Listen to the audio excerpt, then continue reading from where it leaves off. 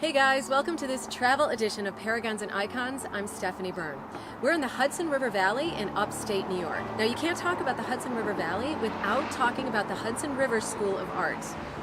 Mostly landscapes, founded by one of my favorite artists, Thomas Cole, who created my all-time favorite paintings, the Magnificent Voyage of Life series, following a man's journey through childhood, youth, manhood, and old age. You can visit Cole's house in Catskill, tour the grounds, see an exhibition in his studio, and the awe-inspiring view from his porch. What's so cool is that now there's the skywalk. You can walk across the Rip Van Winkle Bridge, check out those breathtaking views of the Hudson River. The skywalk connects the Cole Historic Site to Ohlona in Hudson.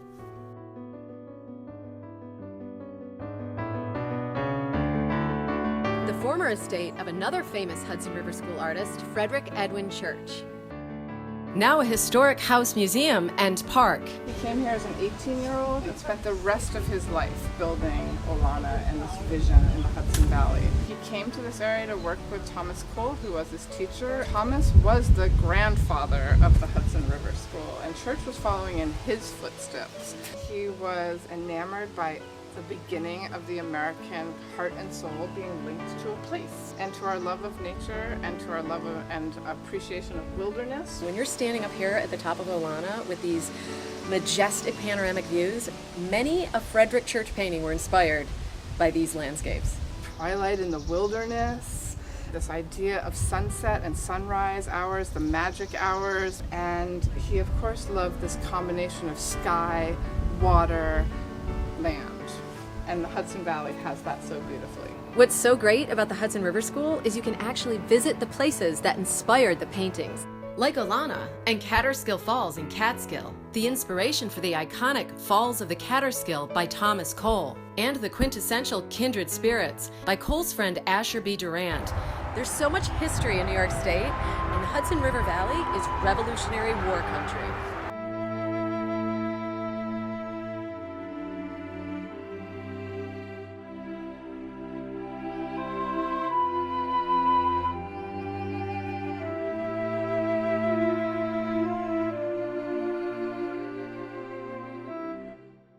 Other historic landmarks include our 8th President Martin Van Buren's home, Lindenwold, and the restored house museum, the Lucas Van Allen House, both in Kinderhook in Columbia County. Columbia County is also home to the Shakers.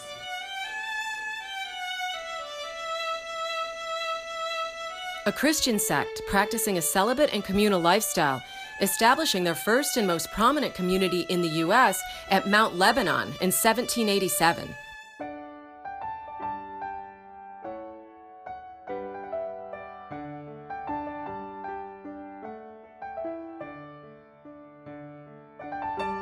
I got a behind-the-scenes look at some of the handmade shaker objects. Director of Collections and Research Jerry Grant showed me some of the various shaker chairs, and I looked at textiles with Executive Director Lacey Schutz. The Shakers had a lot of industries in addition to chair making, and one of them was making cloaks. This was very profitable for the Shakers. The cloak making workshops were typically run by women, and they would make these for sale.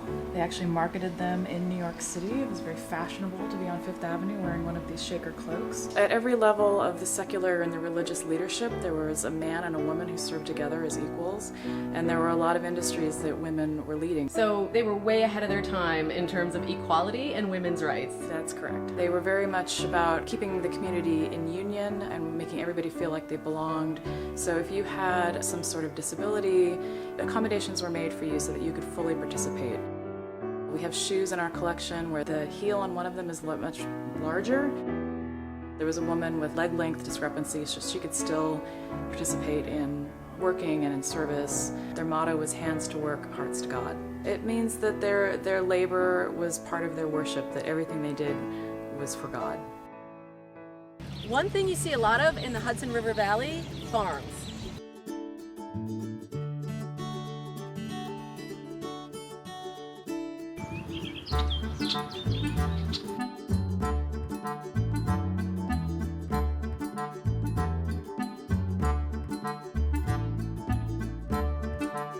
which is probably why farm-to-table dining is so big in this area.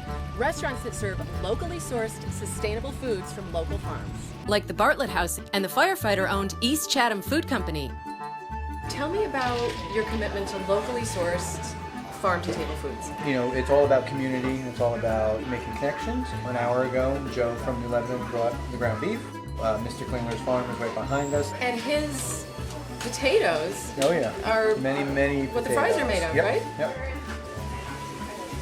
Yep. This is the Firehouse Pilsner that Chatham Brewing makes special for the East Chatham Food Company. It's good. Organic farms and produce are big too, like Tierra. Golden Harvest Farms has a wide variety of the most delicious apples, and their pies and apple cider donuts are amazing. What's the secret ingredient? I'm trying to... No, that I can tell you. It's a secret, I know. Strawberry rhubarb just come out the oven. That's the freshest you can get. Pick your own blueberries at the Berry Farm in Chatham. You can even go for a wine tasting at the Hudson Chatham Winery in Ghent. And of course, the scenery in the Hudson River Valley is spectacular, especially during lilac season, my favorite. Stroll the hills, hike the trails, or go fishing at one of the many conservation areas like Ooms in Chatham.